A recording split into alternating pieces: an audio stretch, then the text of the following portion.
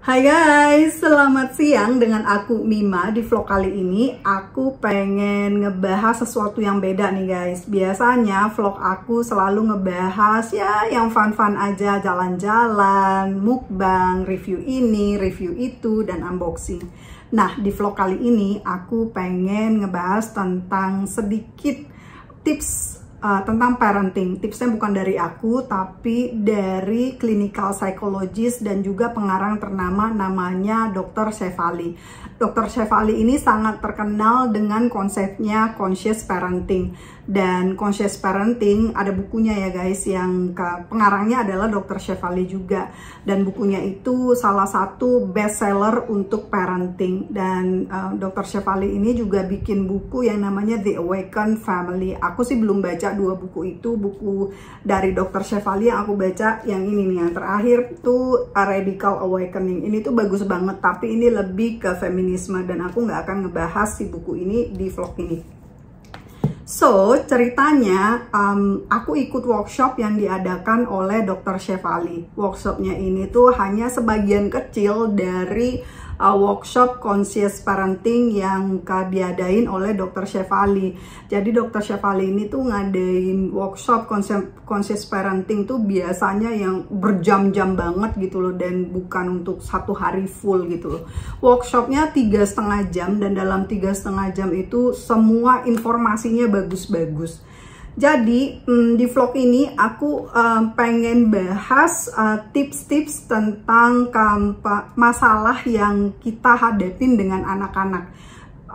Sebenarnya ini masalah anak-anak, tapi aku nggak pengen nyebut ini masalah anak-anak karena aku nggak pengen kayak labeling kalau anak-anak kita itu bermasalah. Kenapa? Karena menurut conscious parenting itu penyebab masalah tuh adalah kita sebagai orang tua. Pahit banget gak sih?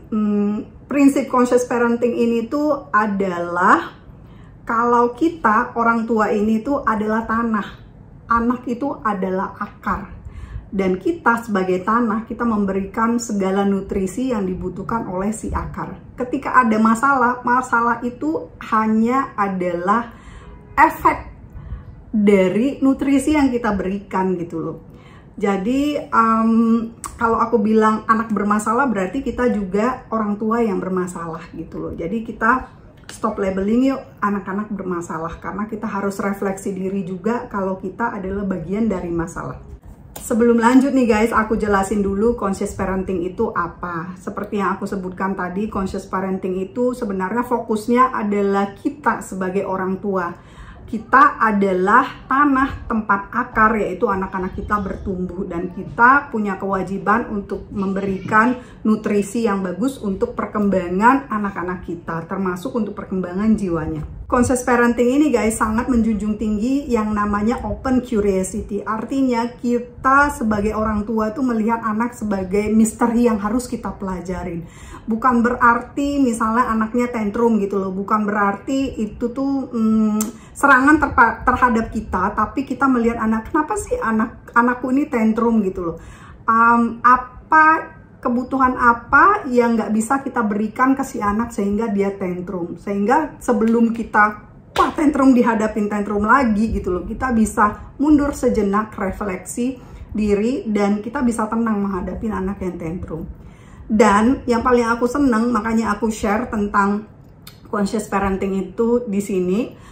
Conscious parenting ini nggak ada hubungannya untuk membesarkan anak yang sempurna, raising perfect children gitu loh, nggak ada hubungannya sama sekali. Tapi karena conscious parenting ini fokusnya kepada kita si orang tua, dan si conscious parenting ini konsepnya itu gimana kita bisa ngerti kemauannya anak, dan kita bisa pahamin sehingga kita bisa memenuhi kebutuhannya si anak tanpa mengabaikan prinsip-prinsip tertentu pastinya ya gitu loh, sehingga si anak itu bisa meraih potensi terbesarnya dalam hidupnya gitu loh. So itu sedikit tentang conscious parenting, karena conscious parenting ini banyak banget konsepnya, dan kalau aku jelasin pasti vlog ini bakal panjang banget. Kita singkat aja, strategi conscious parenting itu apa aja sih? Ada 3 strategi utama dan juga salah satu prinsip utama dari conscious parenting ini. Prinsip yang pertama tuh adalah connection. Strategi pertama ya membangun ikatan hubungan yang lebih baik dengan anak kita gitu. Udah sejauh mana sih hubungan kita tuh dengan anak tuh, sedekat apakah hubungan kita antara orang tua dengan anak gitu loh.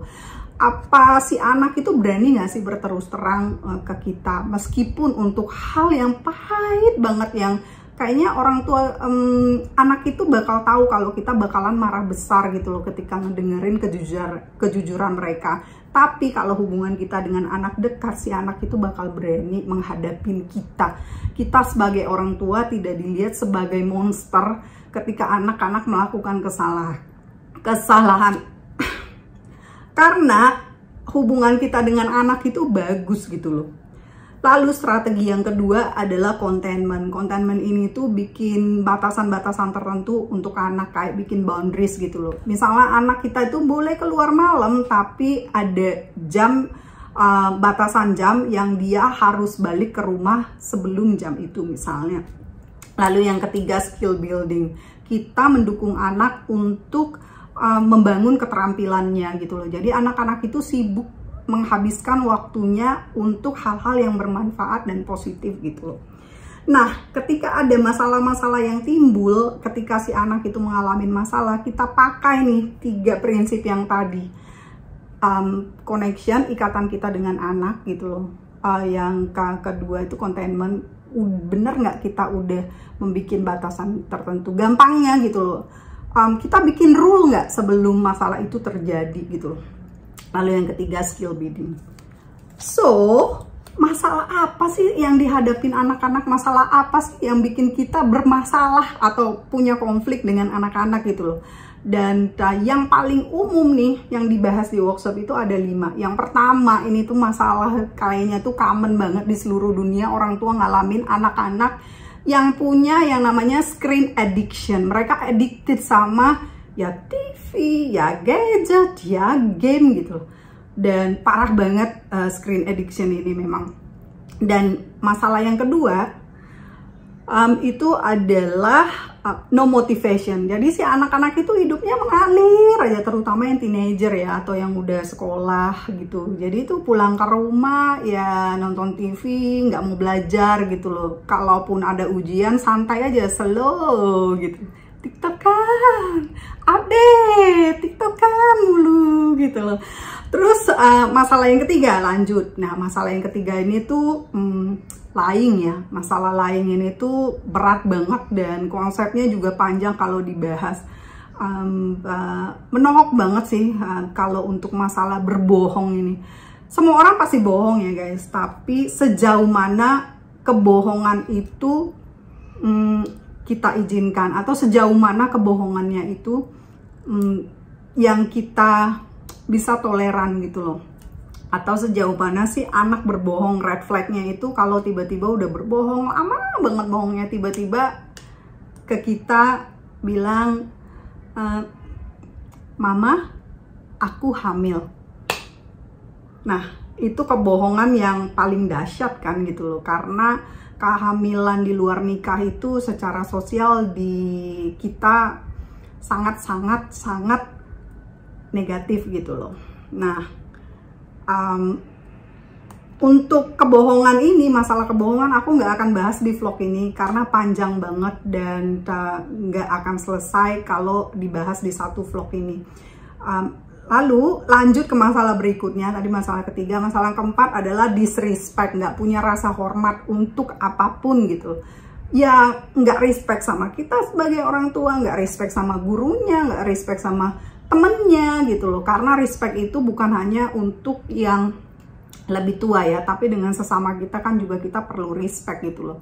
Lalu yang kelima itu adalah tantrum. Tantrum ini bukan hanya terjadi untuk anak-anak kecil atau toddler atau balita gitu ya, tapi juga untuk remaja gitu. Tantrumnya remaja kan lebih parah lagi dibandingin toddler. Kalau toddler itu bisa dibilang tantrumnya itu karena mereka, si anak-anak kecil ini yang balita yang di bawah 6 tahun gitu, mereka masih belajar untuk mengatur emosinya, dan kita sebagai orang tua tuh masih bisa gampang untuk menenangkan mereka gitu loh. Ya gampang-gampang susah sih, tapi kalau remaja ini kan tantrumnya remaja itu pada satu titik ada yang kabur dari rumah karena dia tantrum, kita orang tua nggak bisa menenangkan mereka gitu. Ya itu kan parah banget gitu. So di vlog ini aku akan bahas satu masalah aja yang paling common, yaitu screen addiction. Screen addiction ini tuh ya semua orang tua ngalamin ya, bukan cuma orang-orang di Indonesia aja ternyata, karena di peserta workshop itu lebih dari 1000 orang menurut informasi yang aku dapat, dan dari seluruh dunia pesertanya, dan screen addiction itu adalah masalah nomor 1 gitu loh. Dan screen addiction ini sebenarnya bukan salah anak ya, bukan salah anak sama sekali, dan pil pahit yang harus kita telan adalah kita orang tua itu menjadi bagian dari masalah. Kenapa? Karena kita orang tua pertama kan, kita yang mengenalkan mereka apa yang namanya TV, kita yang mengenalkan mereka itu apa yang namanya gadget gitu loh. So sesuai dengan prinsip conscious parenting, untuk menjelaskan si screen addiction ini, kenapa sih terjadi screen addiction, kita pelajarin dulu rootnya nih, akarnya, karena kita orang tua adalah si tanah tadi kan. Jadi si anak akarnya, kenapa sih anak-anak ini mau kecanduan dengan gadget, game, atau kecanduan nonton Netflix ya, sehari sampai 5 jam tidur tengah malam, besok-besok sekolah telat gitu. So rootnya yang pertama, it feels good. Bener kan, memang sih kalau main sosial media seneng banget, ketawa-ketawa bisa ketawa sendiri sama handphonenya gitu loh. Dan juga tuh bisa juga karena instant gratification ya, karena si gadget atau nonton TV itu memberikan kepuasan dalam waktu singkat gitu loh. Si anak-anak itu ngerasa seneng gitu loh. Dan kita orang tua juga bagian dari instant gratification, terutama tuh untuk yang toddler nih ya, ibu-ibu ya, ibu-ibu biasanya tuh kalau lagi ribet, anaknya nangis, cepat aja Cocomelon ya kasih, ya nangis aja terus anaknya, karena si anaknya itu kalau udah belajar kalau aku nangis aku pasti dikasih nonton Cocomelon di HP atau di TV ya kan. Aku loh aku kadang-kadang begitu sih, aku nggak muna ya, aku kadang-kadang tuh seperti itu meskipun aku bikin boundaries untuk anakku. Lalu yang kedua, penyebabnya adalah si anak-anak itu merasa lebih sukses di dunia maya gitu loh. Kalau di dunia nyata mereka kurang populer, temannya kurang banyak, tapi di dunia maya mereka bisa lebih ekspresif dan bisa dapat lebih banyak followers, bisa dapat lebih banyak subscribers, sehingga mereka menghabiskan waktu di dunia maya.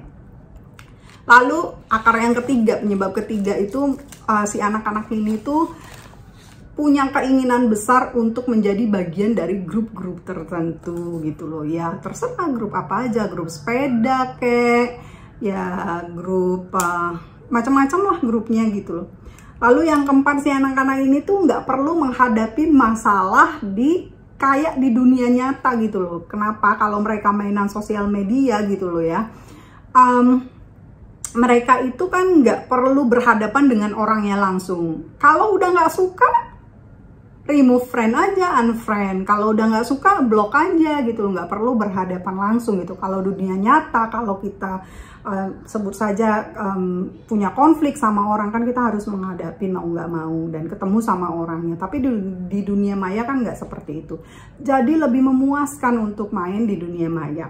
Lalu penyebab ketiga, si anak-anak tuh sebenarnya tuh stres ya dengan urusan sekolahnya gitu loh, urusan macem-macem deh. Dan juga mereka itu anxious itu kayak apa ya, gelisah sebenarnya. Jadi mereka cari balik lagi ke penyebab pertama tuh instant gratification. So masa sih si anak-anak ini nggak boleh main sosial media? Masa sih si anak-anak ini nggak boleh nonton TV? Ya boleh aja, cuman masalahnya kalau si TV atau sosial media atau gadget atau game itu menjadi satu-satunya sumber untuk anak-anak itu mendapatkan kepuasan tersendiri gitu loh. Sebenarnya si anak-anak ini kenapa sih kecanduan sama gadgetnya, sama sosial media, atau kecanduan nonton TV gitu loh. Kita tuh harus bertanya penyebabnya itu apa gitu loh. Dan menurut Dr. Shefali ya, dari penelitian dia gitu loh, ada penyebab utama kenapa anak-anak itu jadi screen addicted gitu loh. Penyebab pertama itu mereka merasa dilihat, ya kan, kalau sosial media kan bisa menjangkau sekian banyak orang. Lalu yang kedua itu mereka merasa aman di dunia maya gitu loh, karena mereka bisa bersembunyi di balik jati diri yang palsu, atau mereka tidak perlu menghadapi konsekuensi tertentu dibandingkan dengan ketika mereka melakukan sesuatu hal di dunia nyata gitu loh. Lalu yang ketiga, mereka itu merasa lebih sukses gitu loh di dunia maya, terutama kalau yang bermain sosial media. Misalnya ya di dunia nyata mereka nggak terlalu populer, tapi ketika mereka main di dunia maya gitu loh, di sosial media gitu loh, mereka tuh punya banyak followers dan mendapatkan banyak likes dari orang-orang dari seluruh penjuru dunia. Lalu penyebab keempat, mereka itu merasa nyaman gitu, merasa tenang ketika bermain di sosial media misalnya, atau ketika nonton TV misalnya. Lalu yang kelima, ini agak pahit ya, mereka merasa signifikan gitu loh, mereka merasa berarti gitu loh di sosial media. Misalnya pendapat mereka tuh lebih dihargain dibandingkan di rumah misalnya. Nah, screen addiction ini, misalnya sosial media ini menjadi toksik, atau TV ini menjadi toksik ketika si anak-anak kita mendapatkan 5 penyebab tadi, merasa dilihat, merasa aman, terus mereka merasa signifikan dan lainnya. Mereka hanya dapatkan kebutuhan-kebutuhan mereka tadi itu di TV, di sosial media gitu loh. So mereka lari ke sana karena mereka nggak dapetin itu dari kita orang tuanya gitu. Mereka nggak merasa dilihat ya. Contoh yang paling nyata gitu loh, orang tua pulang kerja, mama udah capek nih, papa udah capek nih gitu loh, anaknya nggak dilihat, nggak ngobrol sama anaknya. Atau ketika anak punya pendapat tertentu, misalnya kita orang tua meredam pendapat mereka itu dengan seperti misalnya merendahkan, mencemooh gitu loh. Padahal si anak itu dengan mengemukakan pendapat itu, pendapat yang dia kemukakan itu sudah diriset misalnya. Jadi itu ya sedih ya dengernya gitu loh. Jadi mereka lari dari masalah-masalah yang kita timbulkan sendiri. Kita orang tuanya menyebabkan masalah itu sehingga anak lari, dan mereka lebih seneng menghadapin ya gadgetnya, gamenya, sosial media dibandingkan ngobrol dengan kita misalnya. Pedih ya, but that's the fact gitu. So solusinya ya dengan konsep parenting tadi. Yang pertama dengan membangun hubungan yang lebih baik. Ya kita mesti ngobrol, menghabiskan waktu dengan anak-anak kita. Dan kalau anaknya nangis ya lebih sabar, kita lebih bisa menenangkan si anak gitu loh. Jangan cepat-cepat dikasih gadget, terutama untuk yang toddler. Lalu kita tuh membangun batasan tertentu. Iya, masa iya sih anak teenager terutama di atas 13 tahun yang lagi pengen tahu segala tren gitu loh. Masa iya sih mereka nggak boleh main sosial media gitu? Boleh aja. Duh, saking semangatnya.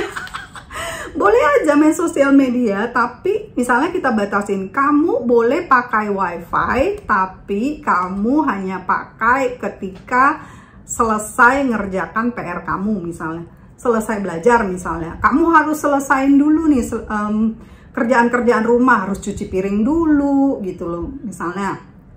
Atau kita batasin hanya boleh nonton TV ketika weekend, ketika nggak ada sekolah misalnya, seperti itu. Dan yang ketiga itu build skills ya, dengan bermain. Kalau untuk yang toddler ya ngabisin waktu banyak untuk nemenin anak bermain, misalnya ketika mereka sudah toddler. Nah kalau untuk anak-anak remaja yang udah di atas 13 tahun gitu, kita bisa kita bisa kirim mereka gitu loh untuk kursus keterampilan tertentu, atau ya kita panggil private tutor gitu loh, sehingga mereka menghabiskan waktunya untuk segala sesuatu yang lebih bermanfaat, untuk segala sesuatu yang berhubungan dengan hobi mereka gitu loh. So, sebenarnya screen addiction ini separah apa sih? Sejauh mana yang bisa kita toleransi gitu loh? Karena ya nggak mungkin juga ya anak-anak nggak nonton TV gitu loh. Tapi again, menjadi parah kalau mereka sudah kecanduan ya gitu loh. Dan ada red flags-nya nih guys. Red flags itu ya bendera merahnya, tanda buat kita orang tua, ini harus di stop nih. Mereka harus stop kecanduan ini. Tanda-tandanya apa? Yang pertama, kalau mereka itu udah keteteran di sekolah gitu. Biasanya nilainya bagus, tiba-tiba anjlok gitu loh. Karena ternyata mereka lebih banyak menghabiskan waktu untuk nonton TV atau bermain sosial media atau bermain game. Lalu yang kedua, mereka itu lebih banyak menghabiskan waktu di dalam kamar gitu loh. Untuk main game atau bikin video TikTokan. Yeah. Lalu red flags atau bendera merah berikutnya yang patut kita waspadain adalah ketika anak-anak itu nggak bisa stop main game. Seharian nggak makan, nggak mau keluar kamar, ngapain-ngapain aja, yang penting nge-game aja gitu dalam kamar gitu. Nah, itu kita harus sudah membuat batasan tertentu. Abaikan Hana-chan karena aku nge-shoot ini di dalam kamar dan dia pengen masuk kamarnya, aku kunci. Nih ya, ayah, bunda, ibu, bapak, mama, papa, emak, bapak, nih para orang tua, kita-kita ini ya. Kalau si anak-anak yang punya screen addiction, kecanduan nih sama gadget, sama game, sama TV, kalau nggak kita atasin, ketika besar mereka menjadi bermasalah. Dan ketika mereka berkembang juga menjadi bermasalah. Mereka bisa gagal di sekolah, tinggal kelas, misalnya mereka bisa nggak punya motivasi untuk menjadi lebih baik. Dan paling parah, anak-anak yang mengalami screen addiction ketika mereka dewasa, mereka itu bisa dibilang tuh dalam bahasa Inggris ya, failure to launch. Jadi kalau bule-bule itu ya failure to launch itu agak sedikit beda memang sama kita. Si anak-anak ini tuh tinggal sama orang tuanya ketika mereka sudah dewasa. Tapi kalau di kita, aku mengibaratkan failure to launch ini anak-anak yang ketika sudah harusnya bisa mandiri secara finansial masih minta aja sama kita orang tua. So, teman-teman, untuk vlog ini aku hanya akan bahas masalah screen addiction. Kenapa? Karena satu, waktu ya, ini anaknya udah nggak mau ditinggal. Dan dua, yang masalah berikutnya yang pengen aku bahas adalah masalah berbohong. Karena masalah berbohong ini luar biasa banget gitu loh, apalagi untuk anak-anak remaja gitu loh. Cuman pembahasannya tuh banyak karena banyak penyebab dari masalah berbohong itu benar-benar kita sebagai orang tua, terutama pola pengasuhan kita. So guys, segitu dulu vlog kali ini dan aku berusaha untuk sabar.